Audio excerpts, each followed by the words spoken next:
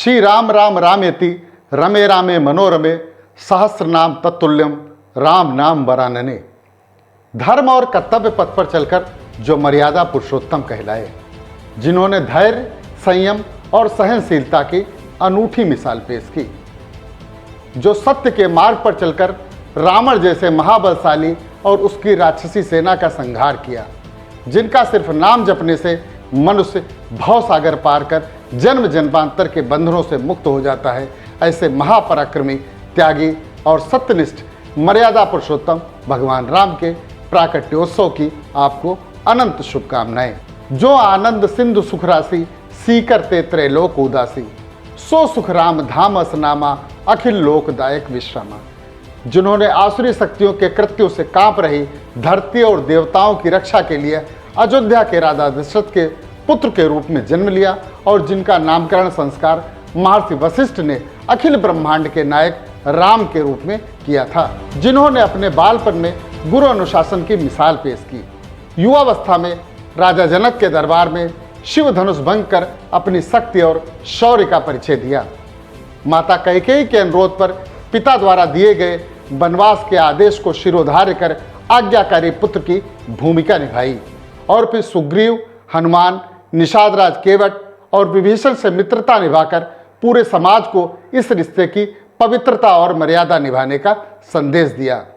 वहीं शबरी के जूठे भेर खाकर समाज से जात पात और भेदभाव से ऊपर उठकर रहने की प्रेरणा दी। श्री राम ने लंका पर चढ़ाई करने से पहले भगवान शिव को अपने आराध्य के रूप में पूजकर यह संदेश भी देने की कोशिश की कि किसी भी लक्ष्य को प्राप्त करने से पहले अपने आराध्य का आशीर्वाद अवश्य प्राप्त करें।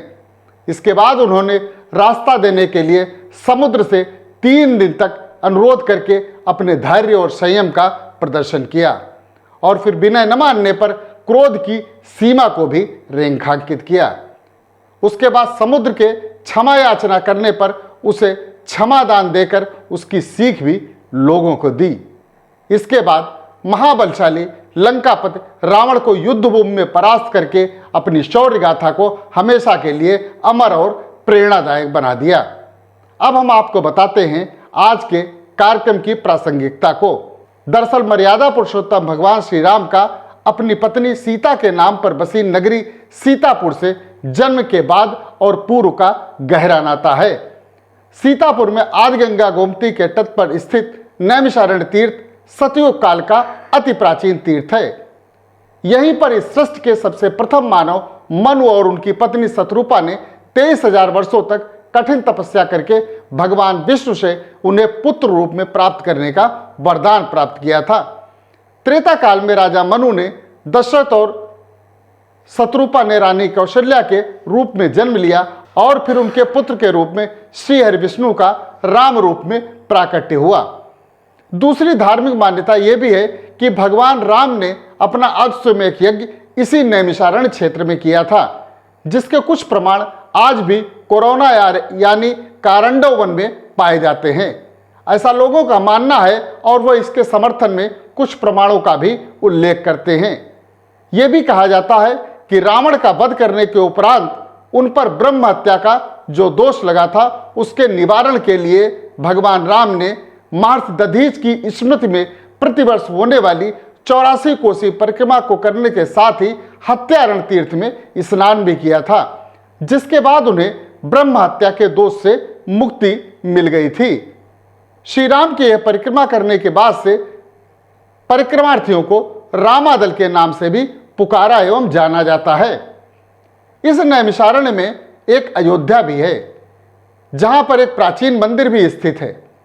हालांकि यह स्थान काफी उपेक्षित और यहाँ का संपर्क मार्ग काफी जीर्ण शीर्ण स्थिति में है।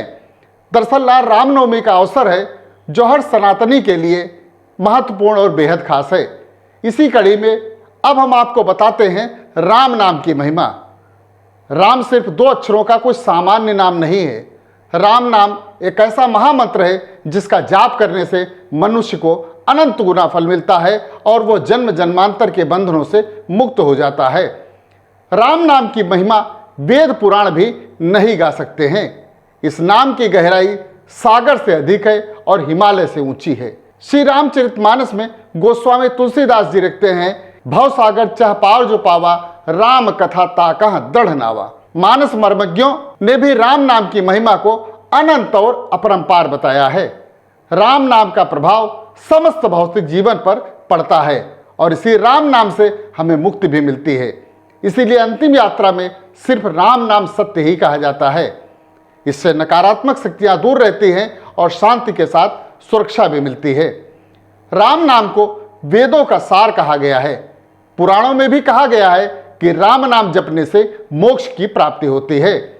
अनंत ब्रह्मांड को अपने नाम में समाहित करने वाले मर्यादा पुरुषोत्तम भगवान श्री राम को श्री हरि विष्णु का अवतार माना जाता है। चैत्र मास के शुक्ल पक्ष की नवमी तिथि को सूर्य वंश में जन्म लेने वाले मर्यादा पुरुषोत्तम भगवान राम इस जगत का कल्याण करें। इस शुभ अवसर पर यूवी टीवी के सभी दर्शकों को रामनवमी की हार्दिक शुभकामनाएं।